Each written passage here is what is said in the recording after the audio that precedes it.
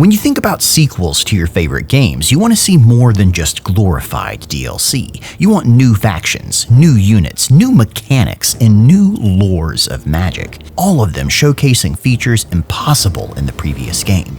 And with Total War Warhammer 3, the Creative Assembly is pulling out all the stops to do exactly that, revealing these pieces for each starting faction, and now showcasing their own new lores of magic and spells. In this video, we'll go over the spells and talk about their amazing descriptions, which invoke ideas of huge wizard battles and crazy magic, and then translate that to actually what it means in game. Because frankly, some of them are extremely outlandish descriptions that then mean things like, here, have a leadership boost. So here are all the new spells for all you magic lovers out there, starting with the lore of Tzeentch. The Blue Fire of Tzeentch. It's a single-target magic missile that also applies the Warp Flame debuff, which increases any additional fire damage against this unit, and when you overcast it, it even deals increased armor-piercing damage. The Pink Fire of Tzeentch is a breath attack, a rolling tide of iridescent energy that flows from the spellcaster and envelopes their enemies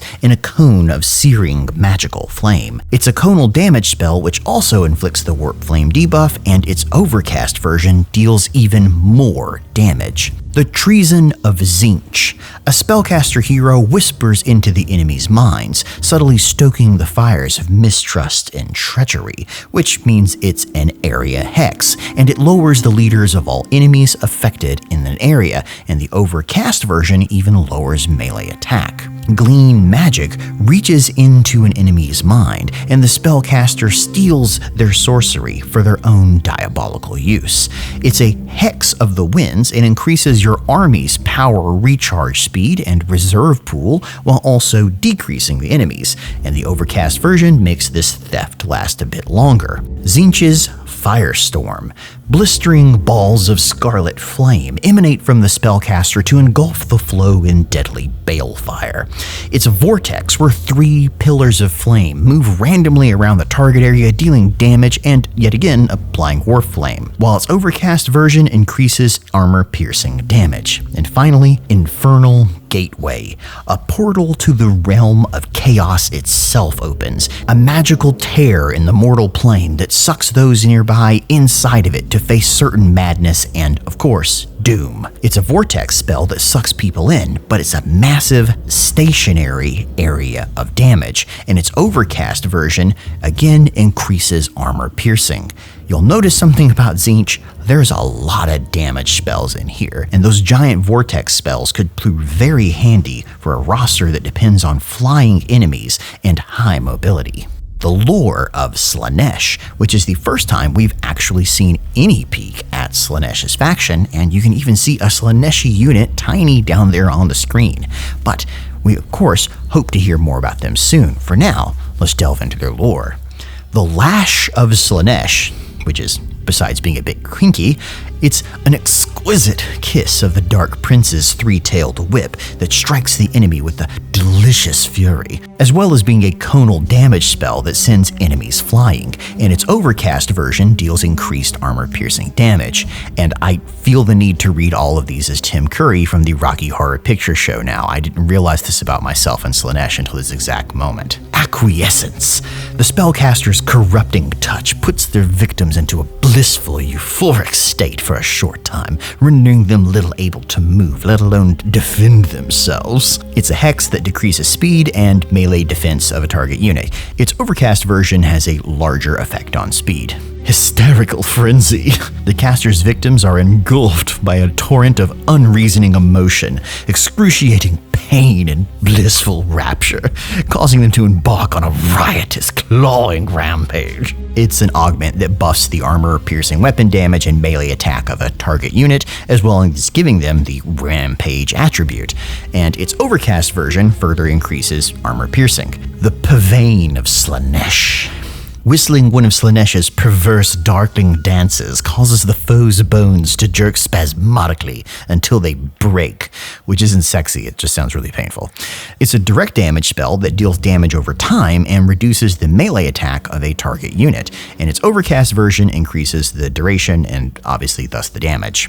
Slicing shards have a mirror form in the sky, only to be shattered into a myriad of deadly shards that lacerate the enemy below, and this is a bombardment spell that rains deadly damage from on high with exploding glass shards, and its overcast version increases the damage. Phantasmagoria is a complex sigil that's performed, transfixing the enemy with a shifting array of hallucinatory images that disjoint and befuddle, inviting their deaths. It's a hex that reduces leadership and prevents movement of all units in an area, while its overcast version lasts a bit longer.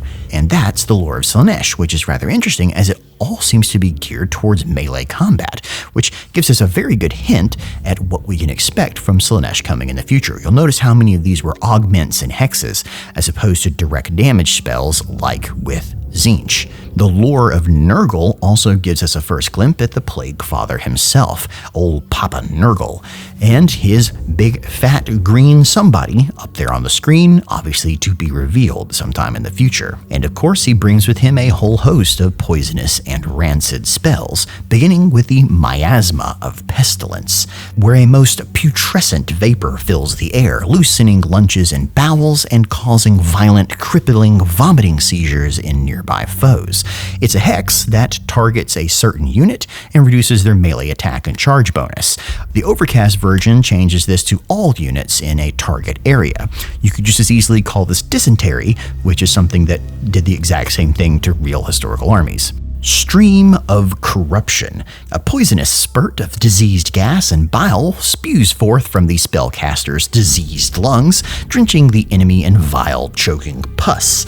It is a long, thin cone breath attack that leaves a trail of damaging poison and applies the poisoned effect to all enemies that it hits. Its overcast version deals more damage. Curse of the Leper has the caster speak, and his followers are then blessed with a resilience, while his enemies watch in horror as their limbs wither and drop off. This adds armor and damage reflection to a unit, and its overcast version increases both of those values, though it's interesting that it's described in a way that implies that it hurts its friendly unit, though that's not mentioned here. Rancid Visitations. The enemy is gifted with the Plague Lord's nightmarish necrosis, causing their skin to blacken and their internal organs to mulch. It's a direct damage spell that pours filth over an enemy, delaying damage all the while, and its overcast version lasts a little bit longer. The Blight Boil is a filthy, pulsating blister that rapidly grows before suddenly bursting, showering the enemy with its disgusting fluid and all the maladies contained within. It's a massive explosion that's created at a target area after a short delay, and its overcast version deals more damage. Fleshy Abundance ensures that the most repulsive growth spurt imaginable occurs, with wobbling mounds of fat, sealing wounds, and glooping around as they're formed. But it's a regeneration spell that greatly replenishes the hit points of a target unit, and its overcast version changes it from a single unit to all units within a target area. Now, where Slaanesh was about buffing damage, Nurgle is about applying poisons and buffing his own units, and you'll notice that regeneration right there, which is unique among the Chaos Gods, and his damage is more based around damage over time. For Grand Cathay, we've previously been told they'll have access to two lores, the lore of Yin and the lore of Yang. The lore of Yin starts with the Storm of Shadows, which causes ghostly shadows to spring from the caster's outstretched arms, enveloping the foe in dancing shades that makes their footing uncertain and their vision confounded by the gloom, which means it's a hex that greatly reduces the speed of a target unit, and its overcast version changes it from a single unit to everyone in a target area.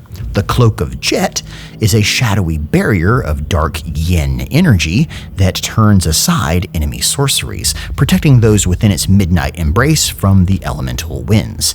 It is a hiding spell that gives a target unit snipe, stalk, and unspottable traits, and its overcast version increases the duration of those, which could be huge for certain ranged units. Blossom Wind is a wind of leaves and blossoms that rolls across the battlefield, cutting into the enemy with supernatural power and blinding them with its fury, making it a column damage spell of wind that also inflicts the blinded effect, and its overcast version deals additional armor-piercing damage. Missile Mirror is a magical mirror of shifting darkness and howling wind that snatches the enemy's missiles from the air even as they are fired and then hurls them back at their owners. And we actually saw this in the trailer very briefly. And it's a hex spell that targets a unit's projectiles and then has those reflected back at it for a short duration. The Overcast version lasts longer and has a larger cast range, keeping your wizard safe from harm. Missile Mirror is unique in Total War, as this is the first time we've seen a spell that negates another spell and then immediately fires it back, which is completely new to Warhammer 3 and could be very interesting in competitive play. The Talons of Night are an icy wind that roll across the battlefield, filling those who enter its coiling gloom with panic and fear, making it a large, persistent, damaging vortex spell, and its Overcast version deals even more damage, which could give you a very powerful tornado to plop in the middle of the field, and Ancestral Warriors, which lets you summon warrior ancestors from the underworld, rising up to strike at the enemy with a furious assault before vanishing into the earth once again, which is interesting as Ancestral Warriors are a strong halberd infantry unit that slowly degrades over time, and the Overcast version gives them a longer cast range, making them sort of like super skeletons for the vampire counts, which could be extremely powerful if you find your very planted and immobile Cathay army about to get flanked on the sides. The Lore of Yang, conversely, offers the Jade Shield, which is a blazing wind of light that creates a potent barrier against harm, as well as invigorating all living things who shelter beneath its protection. It's a ward save that gives a unit significant damage resistance, and its Overcast increases the duration. Dragon's Breath, where if the enemy sees a dragon in a single glance, its fiery breath will burn them to cinders, and it's a conal damage spell that applies a field of fire to burn enemies, surprise, surprise, and Overcast increases damage. Wall of Wind and Fire. A vortex of fire and wind distorts everything seen through it and sows disorder and confusion among the enemy, leaving them vulnerable, which is a wide, slow-moving wall of fire damage spell, and its Overcast version adds armor piercing. Stone Ground Stance makes it so that the Yang spirit of all loyal Cathayans comes to the fore, so that even the humblest foot soldiers become resolute and ready to fight and die where they stand, so that in an area augment, all units in an area receive extra mass, leadership, and expert charge defense trait, and the Overcast version widens the area, making this one again especially useful if you have like a crap peasant unit on a flank. The Might of Heaven and Earth makes it so soldiers are filled with the pure power of the Yang, which makes them stronger and more skilled, and their weapons blaze with celestial energy. It's an augment that imbues a unit with flaming magical attacks and increases their melee attack, base damage, and armor piercing damage. Overcast versions further increase the same stats. And finally, the Constellation of the Dragon ensures that a blazing starlight leaps from the wizard's fingertips, dancing and forming the constellation of the Dragon Emperor before descending upon the foe and exploding among their ranks. It's a great, huge explosion that deals large damage in a big area, and the Overcast version makes it armor piercing.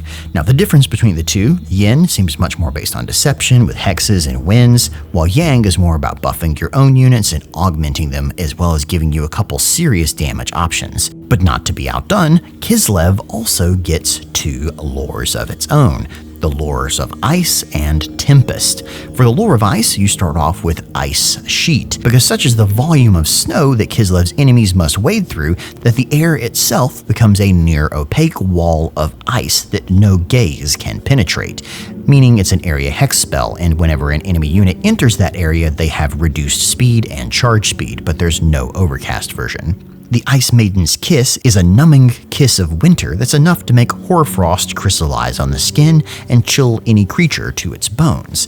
And it's a short, wide, conal attack that deals damage in a breath and provides the Frostbite debuff. The Overcast version increases the damage. Frost Blades are a crackling magical energy envelopes the unit's weapons and imbues them with deadly new properties. Those impaled on these murderous blades will die in frozen agony, as opposed to the regular type of death with agony. This augment imbues a unit with magical attacks and increased weapon damage, armor piercing, and also additional melee attack. The Overcast increases all of those. Death Frost makes warriors shiver and shake in a wintry grasp until the piercing cold reaches their hearts, and finally they freeze to death. It deals direct damage over time to a specific unit, and the Overcast version deals even more of that damage. Crystal Sanctuary shelters Kislev's courageous soldiers from the onslaughts of their foes by making a construct of ice around them. Target units cannot move, but they have a massive increase in damage resistance. The Overcast version changes it so that all units in a target area get this same buff, and if you saw the original Kislev battle preview when they're attacking the Citadel of Khorne way back in May, the spell was on Showcase and was especially useful if you needed a unit to hold a choke point or they found themselves in the thick of fighting and you didn't want them to break. The Heart of Winter comes about because the people of Kislev are one with the frozen plains and snowy tundra, and whenever they go, they bring the icy heart of the motherland with them. And this area spell deals direct damage and slows any enemies that happen to go into it, both values increasing over time as the storm gathers strength. The Overcast version increases all values at all stages, which makes Heart of Winter very interesting. As you'll notice, it says stages there, meaning this spell does different amounts of damage the further it goes, a first for the total Warhammer series. The longer they stand in it, the more damage they will take. You'll notice the lore of ice is very much based on slowing people down and generally making them worse at fighting, while also giving your own units an extra hardy attempt at being able to catch up or even beat them back, while the lore of Tempest, well, it's a bit different.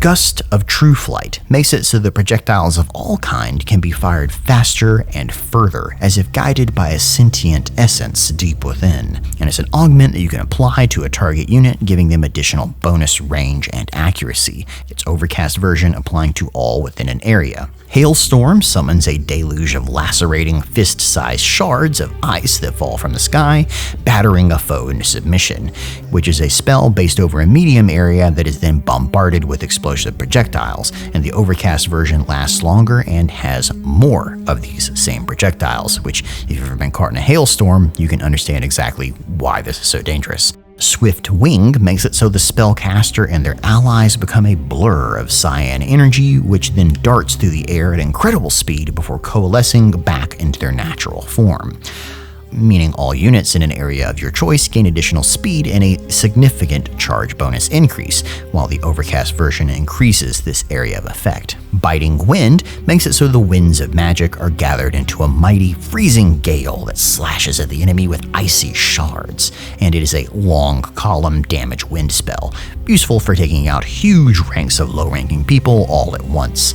The Overcast version then deals more damage and more armor-piercing damage. Hawks of Miska allows the spellcaster to summon forth frozen spirits of fear, hatred, and dread that then loose fearful cries, tormenting all those who bear witness. In reality, though, it's just a randomly moving vortex spell that deals damage and implies the discouraged effect to enemies, while the Overcast version deals more damage. Blizzard has snow and ice rise from the land, freezing and blinding any and all in their path with an unnatural cold, and again is a large damaging vortex that also applies frostbite effect to the enemies, while the Overcast version deals more damage. And whew, that is a lot to read. But those are the spells on offer. You're going to notice here, there's a lot based around one, vortexes, which are going to disrupt enemy formations and make it so that they have to be forced to react to your spells, as well as additional armor piercing damage on so many of these spells here, implying that was going to possibly be an issue in Warhammer 3, and you'll need to use your mages to give you that ability, as many of the units you'll be fielding may not have it naturally. All very interesting and all definitely hinting at what may be coming in the future. While many of them are remixes of existing ideas and spells that already exist from Game 1 and 2, a lot of them feel like new, very thematic new lores of magic that fit so perfectly well with the factions they represent that it's almost as if they were tailor-made for them. Now, how these souped up, Specifically tailored lores of magic will compare to things like the High Elves and the Empire. When we get to the combined world map, only time will tell. But I'll be very curious to see how the old world's magic stacks up. But until then, there's a lot to think about and a lot of interesting things to take a look at here. So stay tuned to this channel for more Total War news as it releases. And as always, thanks for watching.